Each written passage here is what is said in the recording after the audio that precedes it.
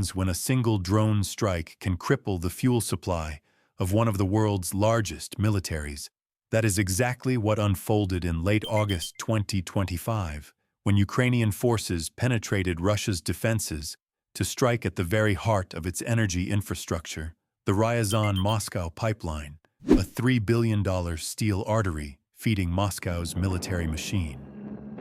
The attack was not just another strike in the ongoing war. It carried seismic implications for Russia's war economy, NATO's calculations, and the broader question of how cheap drones can inflict billion-dollar damages in modern conflicts. At 12:30 a.m., local time near Bozhikovo, just 120 miles from the Kremlin, an explosion lit the night sky. Ukrainian forces had targeted a pipeline carrying 1.2 million barrels of refined fuel daily into Moscow, the lifeblood of the Russian army's tanks and aircraft. By severing even one section of this pipeline, Ukraine temporarily choked off nearly 30% of the fuel supply supporting Russia's southern front. For Moscow, it was a strategic nightmare. For Kyiv, it was proof that technology and cunning could tilt the balance of power against a larger foe. The attack did not come out of nowhere. Weeks of intelligence gathering set the stage. According to reports cited by Reuters and the New York Times, Ukraine's military intelligence, guided by U.S. satellite surveillance, mapped the pipeline's most vulnerable points. Military analysts describe this as a classic single point of failure strategy exploiting an overdependence on one crucial supply route. This wasn't a random hit, notes Michael Kaufman, a senior fellow at the Carnegie Endowment. It was an operation designed to inflict maximum logistical and psychological damage with minimal resources. Russia's defenses around the pipeline were formidable. S-400 missile batteries designed to detect and intercept aircraft at long ranges guarded the skies. Electronic warfare units like the Krasuka-4 blanketed the area with jamming signals, making drone incursions nearly impossible. Yet the Ukrainians found the weak link. Small drones flying low and hugging terrain can evade radar designed for high-altitude threats. It was this vulnerability that Kyiv exploited, combining decoy drones with precision-guided FPV units to penetrate the most sophisticated defense web in Russia. This raises the pressing question: if billion-dollar defense systems can be outsmarted by drones costing under $20,000, what does that mean for the future of war? As BBC defense correspondent Jonathan Beale recently observed, the Ukraine conflict has become a test case where $500 plywood drones are defeating weapons systems that cost hundreds of millions to field. The asymmetry of cost to damage has stunned Western defense analysts, particularly within NATO, where officials are now questioning whether their own fuel depots and logistics hubs are equally vulnerable. The economic impact was immediate. Within hours of the strike, Moscow's southern fuel depots reported shortages. Analysts at Al Jazeera estimated that Russia could face a shortfall of up to 250,000 barrels per day for several weeks, disrupting not only military operations, but also civilian gasoline supplies. Fuel rationing signs began appearing in gas stations around Ryazan and even parts of Moscow. The symbolism was not lost on ordinary Russians. Despite President Vladimir Putin's declarations of control, a foreign drone had struck deep inside Russia's heartland, and the state could not shield its people from the fallout. From a NATO perspective, the strike underscored two things. First, Ukraine had the ability to hit high-value infrastructure targets that were once thought untouchable, thereby forcing Russia to stretch its already strained defense systems across an impossibly vast territory. Second, it sent a message to Europe and Washington that continued military aid, particularly intelligence sharing and drone technology, was yielding real battlefield dividends. In Washington, President Donald Trump was briefed on the incident within hours. According to Defense News, senior Pentagon officials emphasized that the attack highlighted the efficiency dividend of supporting Ukraine with intelligence and tactical planning, even as debates over U.S. funding continued in Congress. For Russia, the timing could not have been worse. As the conflict dragged into its fourth year, Moscow had been trying to project economic resilience despite sanctions. Energy exports remained its lifeline, bringing in hard currency while fueling its military. But now, with one successful drone strike, Ukraine had demonstrated that Russia's energy network, both for exports and for domestic supply, could be turned into a liability. As one European energy analyst told DWW, if Ukraine can do this, once they can do it again. The Kremlin must now divert resources from the battlefield to protect every mile of its pipelines. And yet, this is only the opening chapter of the story. The drama that unfolded in Bozhikovo was not simply about one explosion. It was the climax of a carefully orchestrated series of decoys, diversions, and tactical gambits, meant to fool Russia's most advanced systems. But here is the question for you. If you were the Ukrainian commander, would you risk valuable long-range drones in a real secondary strike to maximize damage, or would you play it safe to ensure the pipeline mission succeeded?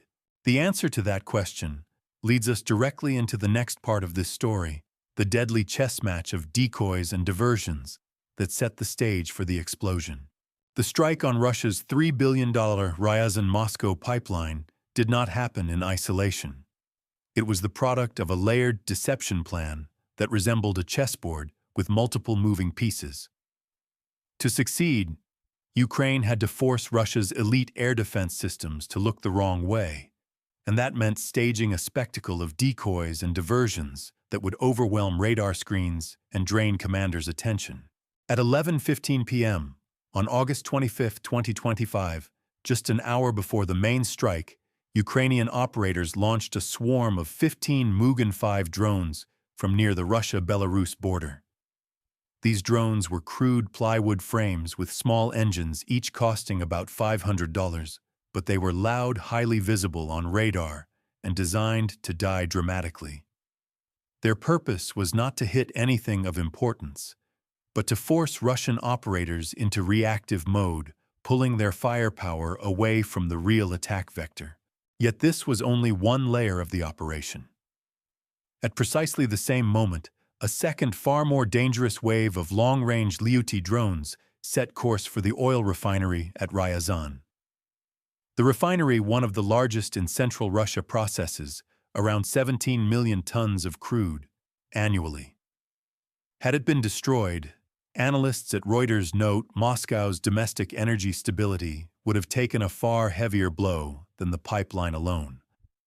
But for Ukrainian planners, the refinery strike served two roles. It was a genuine attempt at bonus damage, and at the same time a feint designed to stretch Russian defenses thin. The gambit worked, at least initially. Russian radar operators inside underground bunkers suddenly faced two sets of threats: the slower, noisier Mugen 5s approaching from the northwest, and the faster Lyuty drones zeroing in on Ryazan.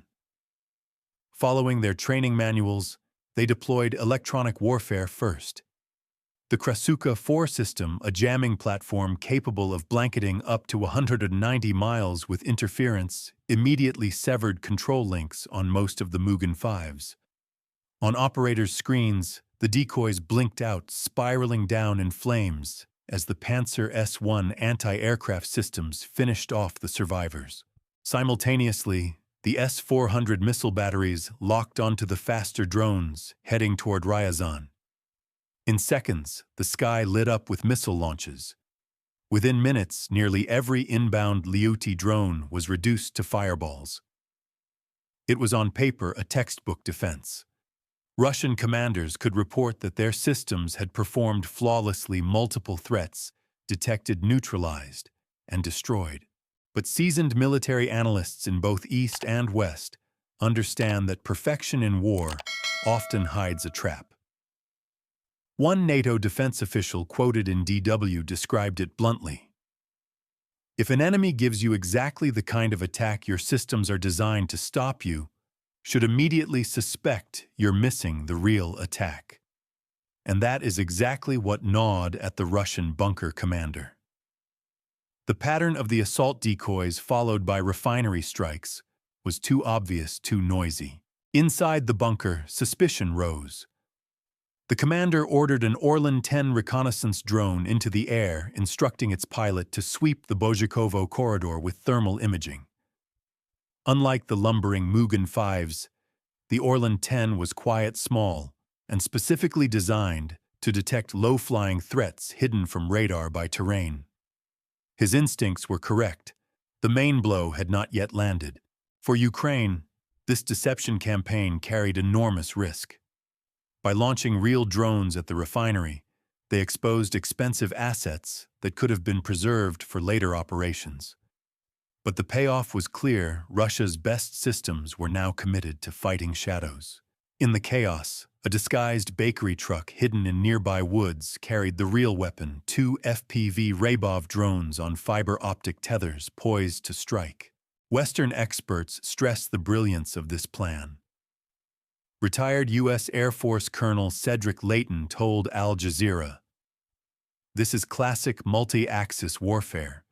You're not just trying to win with one blow, you're creating so much confusion that even when the defender succeeds, they still fail." Indeed, even though Russia could claim a defensive clean sweep, the true danger was already inside their perimeter.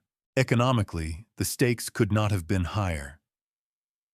Had the refinery been hit, Russia's domestic supply might have contracted by nearly 10% in a single day, according to NYT energy analysts. But even without that damage, forcing Russia to expend expensive interceptor missiles against $500 drones was its own kind of economic warfare. One S-400 missile costs over $1 million. Each Panzer missile runs close to $70,000. The ratio was lopsided. Russia spent millions to eliminate targets worth only thousands. NATO officials are closely watching this trend, as it raises urgent questions about their own stockpiles and cost-effectiveness of defending European energy grids. For Moscow, the immediate result was confusion layered upon apparent success. For Ukraine, the operation was working exactly as planned. And for the watching world, it was a vivid demonstration of how 21st century warfare blurs the line between cheap improvisation and high-tech precision. Yet even as the Orlan-10 reconnaissance drone lifted off to scan the skies, the real hunter was already in motion, the first Rybov drone tethered to its fiber-optic cable racing silently through the Russian night. And here lies the cliffhanger. Would Russia's last-minute suspicion be enough to uncover the real strike before it was too late? Or would the decoys buy just enough time for Ukraine's ace to reach the target? The drama now shifted from strategy to survival. With the decoys drawing fire and the refinery drones blasted out of the sky, the true spearhead of Ukraine's plan crept forward. Hidden in the back of a battered panel truck parked deep in the Russian woods were the weapons designed to break Moscow's lifeline, 2 Rybov FPV drones, each tethered to a 12-mile spool of fiber-optic cable. Unlike the decoys, these drones were not expendable distractions. They were precision scalpels, each armed with a shaped charge, capable of tearing through the thick steel wall of the Ryazan-Moscow pipeline. At 12:05 a.m., the truck crew received the order. With Russian S-400 batteries preoccupied, the first drone was launched. It slid silently down a pneumatic rail, its electric motor nearly inaudible in the cool night fog. For the Ukrainian pilot back in Kyiv, the 4K feed from the fiber-optic tether was crystal clear, immune to Russian jamming. It was a technological edge. While Russia relied on radio links vulnerable to electronic warfare, Ukraine's operators enjoyed an unbroken, unjammable view of their target. But their advantage would be tested almost instantly. A new blip appeared on the tactical map, a Russian Orlan-10 reconnaissance drone, its thermal camera sweeping the countryside. Unlike radar, thermal sensors could detect the heat signature of a low-flying intruder skimming the treetops. Suddenly, the deadly game of cat and mouse had begun. The Ukrainian pilot pushed his drone lower, scraping across the tree line, using terrain masking to hide from the Orlan's gaze. Every open field became a trap, every river crossing a moment of terrifying exposure. When the Rybov drone darted across farmland, the Orlan locked on. The coordinates were transmitted instantly to a nearby Pantsir S-1 battery, whose computer spat out an intercept solution. A missile streaked skyward at 2,300 miles per hour. The Ukrainian pilot yanked the controls, sending the drone into a violent evasive dive. The missile missed, but only by inches. The escape came at a cost. The maneuver snapped the fiber optic tether, severing the drone's link. On the operator's screen in Kyiv, the video feed dissolved into static. Seconds later, the first Rybov smashed into the earth, lost without achieving its mission.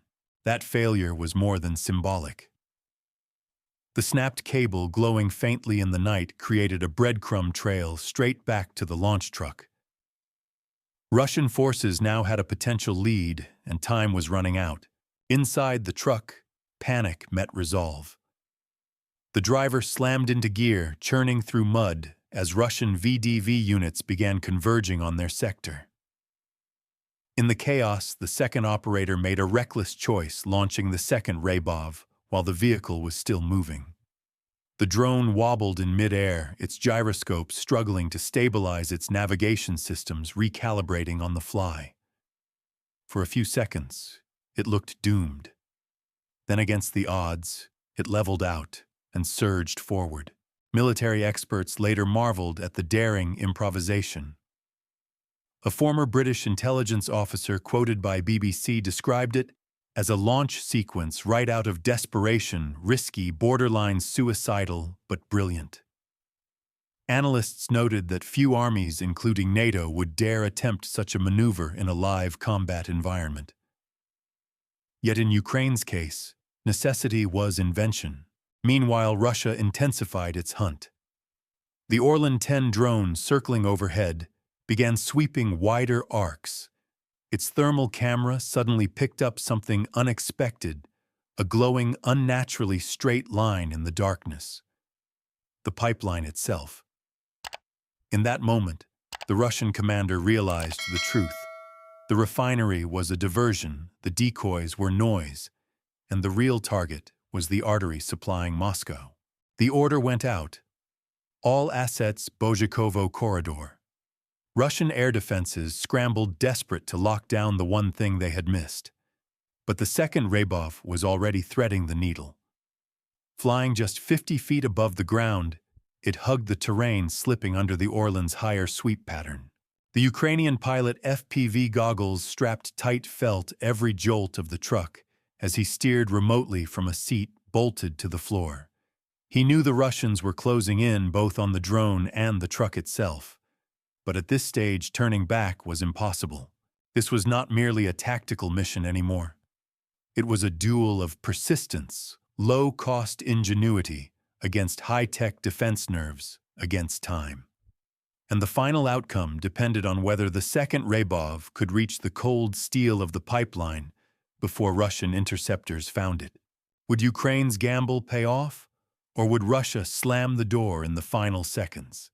The moment of truth came at 12:25 a.m., when the second Rybov drone, after skimming treetops and weaving through fields under relentless pursuit, finally reached the exposed curve of the Ryazan-Moscow pipeline. Through the Ukrainian operator's goggles, the dull steel cylinder glowed faintly in the thermal feed, a vulnerable artery feeding Moscow's war machine. In those last 3 seconds, everything Russia had thrown at the assault S-400 missiles, electronic warfare bubbles, Orlan 10 reconnaissance and ground-based interceptors failed to prevent what came next. The Rybov slammed into the pipeline with surgical precision. Its 2-pound-shaped charge was not designed for massive cratering explosions. Instead, it focused energy into a single pinpoint, ripping open steel like paper. The rupture unleashed a chain reaction. Under immense internal pressure, Gasoline aerosolized into a volatile cloud, igniting into what witnesses later described as a man-made sun. A fireball 300 feet high erupted, shattering the night and sending a shockwave that shook homes miles away. The violence of the explosion cascaded down the line. Sections of pipeline buckled, splitting open for hundreds of feet as flames raced along its length.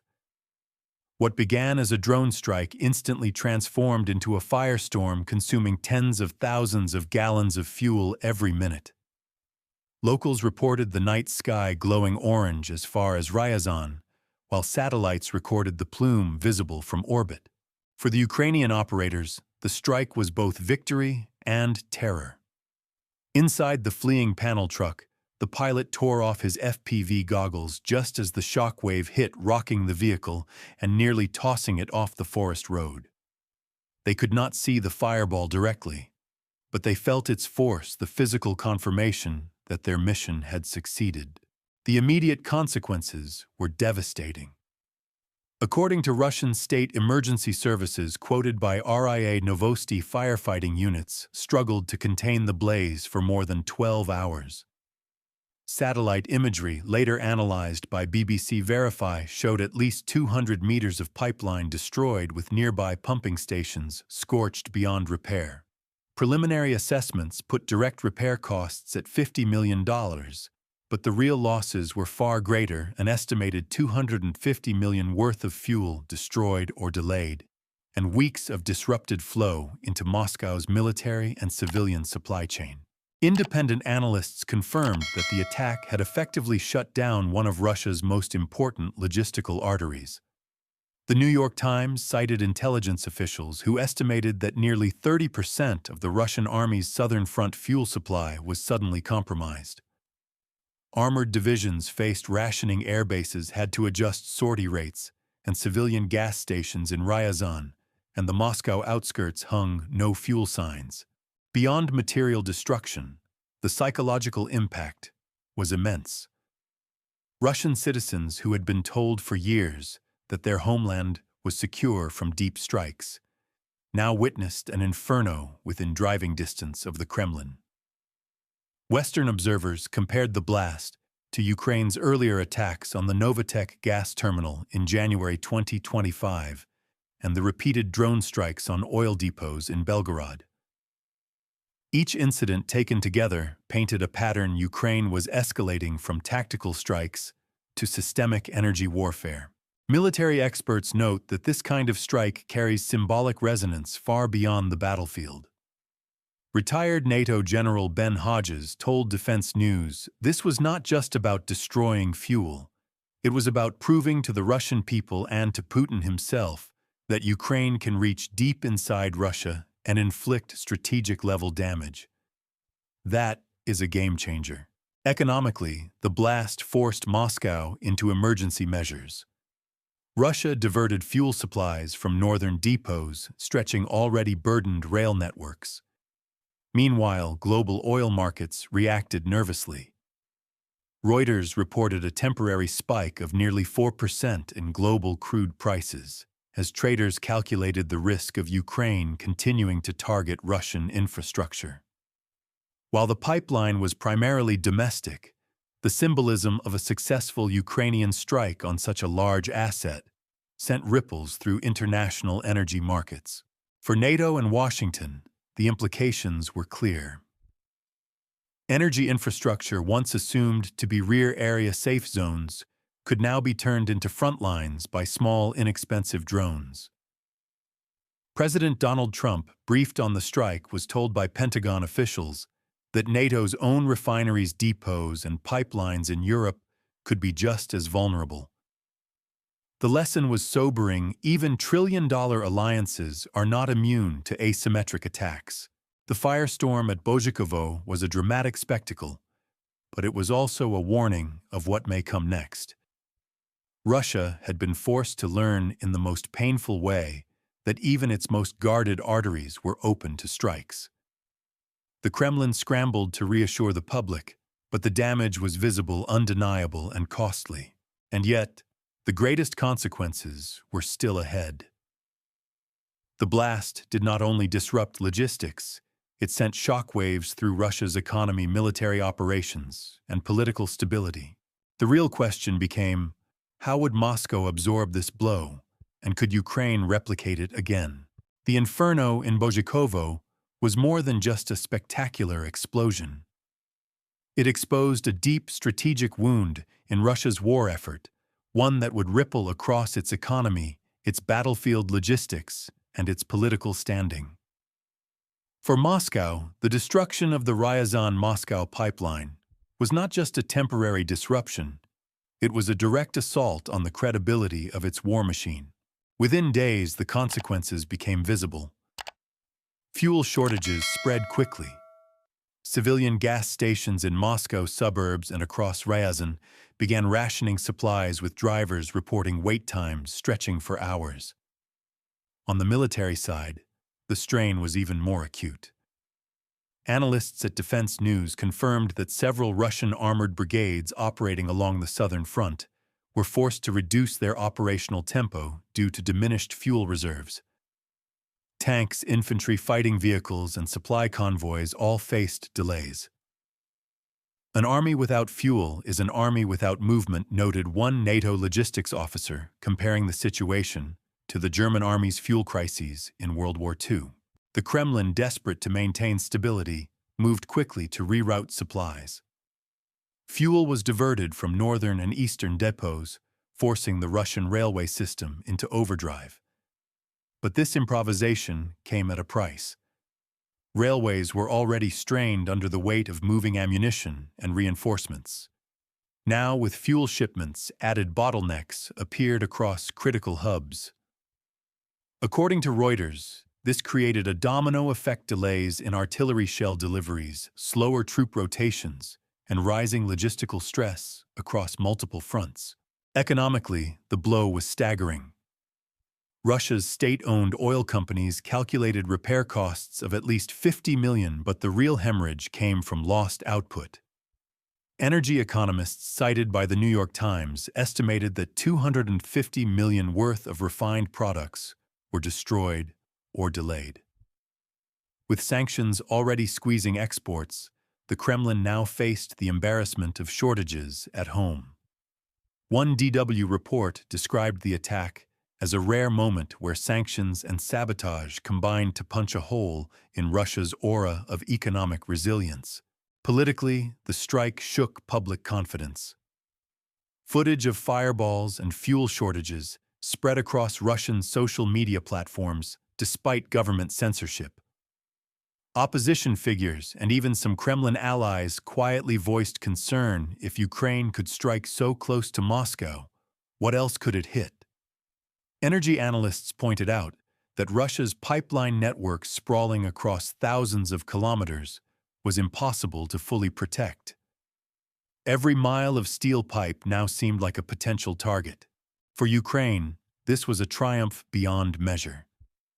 With a relatively small investment estimated at less than $20,000 in drones and equipment, it had inflicted losses worth billions. A former U.S. Air Force strategist speaking to Al Jazeera described the strike as the textbook definition of asymmetric warfare, using low-cost tools to inflict disproportionate strategic damage. NATO officials echoed this assessment quietly, warning that Europe's own energy networks might require urgent reevaluation. Inside Washington, President Donald Trump's administration faced a dilemma. On one hand, the strike proved the effectiveness of continued intelligence and technical support for Ukraine. On the other, it raised the specter of escalation. If Ukraine could devastate Russia's infrastructure, would Moscow retaliate in kind against European or even NATO-linked assets?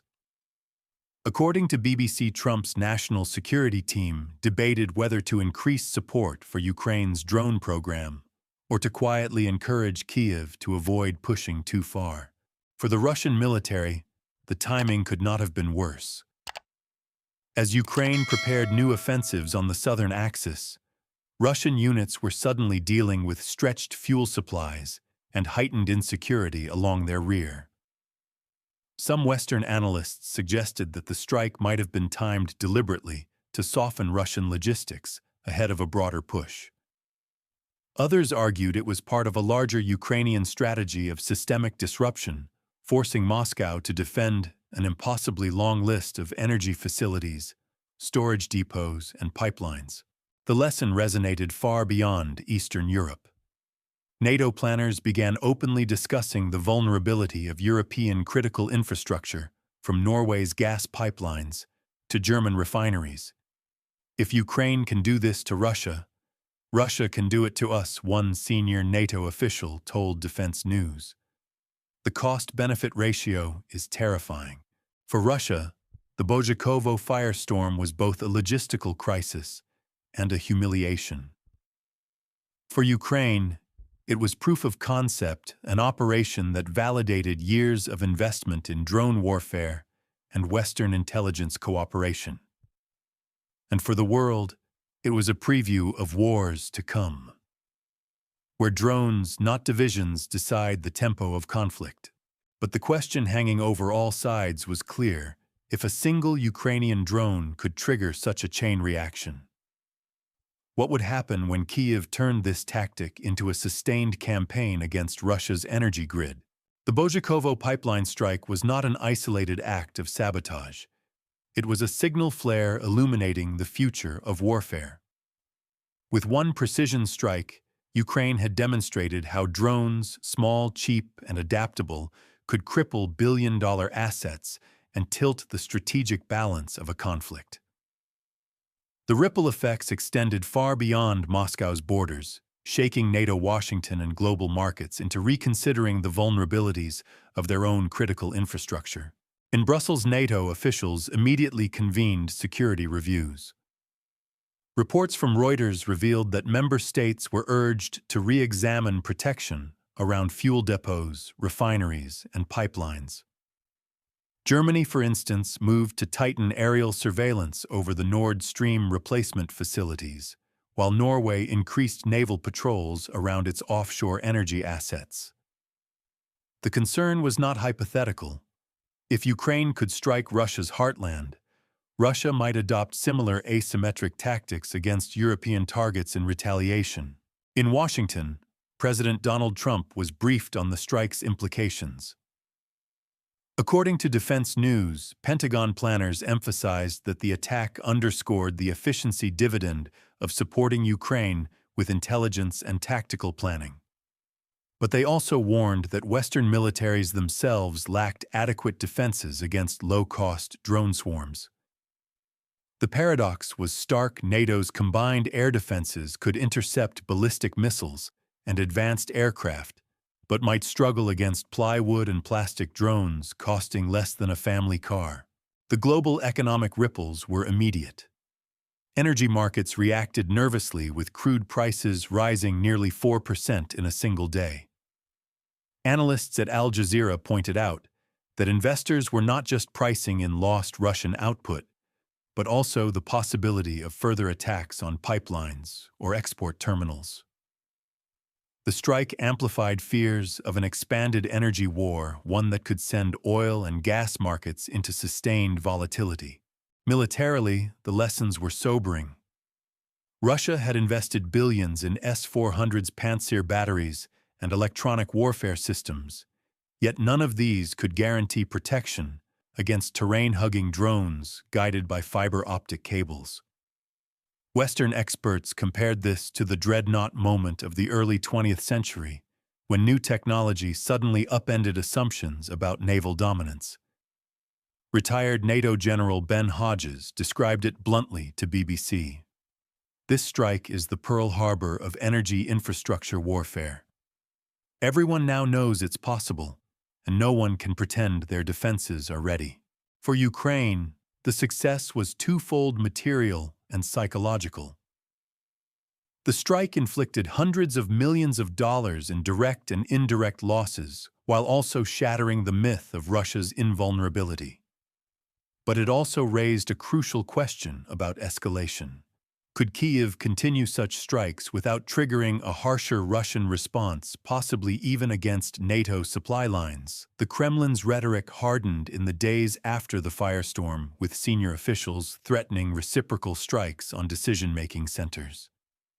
Western intelligence, however, judged these threats as bluster, at least in the immediate term given Moscow's overstretched resources. Looking forward, analysts see this as a turning point. The war in Ukraine has already been described as the first true drone war, but the Bozhikovo attack elevated it further from tactical battlefield use to strategic infrastructure warfare. In the words of a New York Times military correspondent, Ukraine didn't just hit a pipeline. They opened a new chapter in how wars will be fought, and every military in the world is taking notes. The strike leaves several pressing questions. Can Russia adapt quickly enough to shield its vast energy web? Will Ukraine escalate with more strikes on pipelines and refineries? Or was Bozhikovo a one-off designed for shock value and perhaps most importantly, for NATO and the United States? How should Western militaries reimagine their defenses against a future where drones, not missiles, are the primary threat to national security? The Bozhikovo fireball was not just a spectacle. It was a warning. A $12,000 investment of drones and ingenuity brought down a $3 billion artery of Russia's war effort. The world is left to wonder in this new era of warfare where the balance between cost and destruction is so wildly skewed, who will adapt fastest and who will pay the price for failing